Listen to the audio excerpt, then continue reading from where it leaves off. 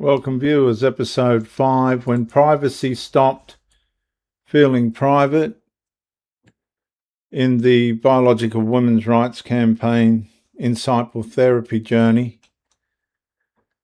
Episode 5, When Privacy Became Conditional, because privacy only works when it does not require permission. The moment privacy becomes negotiable, something fundamental changes. The moment privacy has to be provided with a permission, the whole structure of privacy changes. The woman no longer experiences the boundary as protection, she experiences the boundary as uncertainty. And uncertainty is the birthplace of vigilance. For generations, female privacy carried a simple promise. You may stop defending yourself here. You may stop explaining yourself here. You may stop negotiating here. Then co-governance arrived and privacy slowly became conditional. The most psychological damaging consequence of shared governance isn't disagreement, although that's one of the consequences of it. It's not the most psychologically damaging consequence of it. It's conditionality. The woman no longer knows whether the boundary will remain what it claims to be.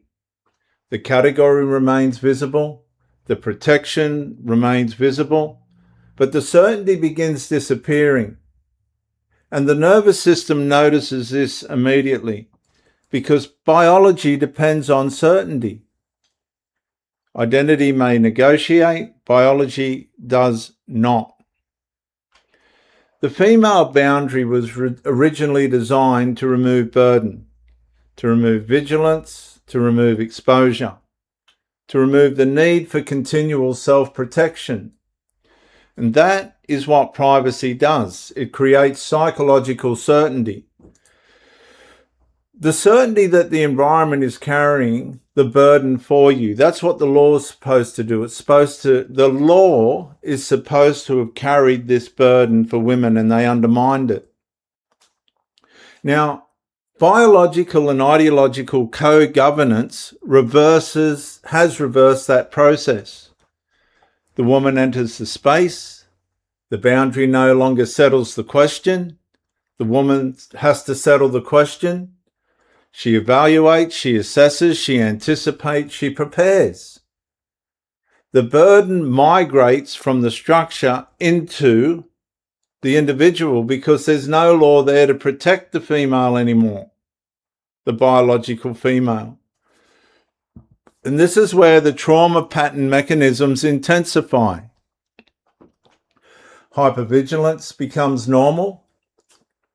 Environmental scanning becomes normal. Boundary defense becomes normal. Institutional distrust becomes normal. The body remains partially mobilized because the contradiction remains unresolved. The collision never truly leaves. It follows the woman into the next space, and the next space, and the next space. The protection no longer is sovereign. It's shared. It feels temporary, contingent, changeable. The woman begins learning a lesson. The boundary exists, but only until somebody contests it. Only till the identity person contests it. The protection exists, but only until somebody challenges it. The category exists, but only until somebody reinterprets it, and that's already been done. And that lesson is psychologically corrosive because certainty disappears. And where certainty disappears, vigilance grows. The woman gradually becomes the final guardian of her own protection because the law doesn't do that anymore. Not because she wanted the role, because the system transferred the role onto them. And this is why co-governance feels intrusive. The intrusion's not merely physical, it becomes psychological. The collision enters the category, the institution, the nervous system, and eventually the woman begins living as though every boundary may require some defense. Final statement, lesson 5. The catastrophe of conditional privacy is not that women lose every protection. The catastrophe is that women stop trusting protections to remain settled, because they're not. The law still exists. The category still exists. The sign still exists. But certainty no longer exists in the same way. And once certainty disappears, the body begins preparing for conflict.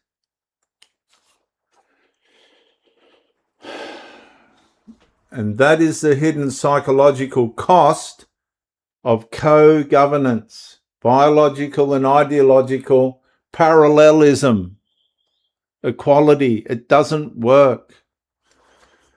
Privacy stops being private. Protection stops feeling like protection. And the woman becomes responsible instead of the law, the woman, because it's no good her going to the law to get the protection, because she isn't going to find it there. It's been taken away.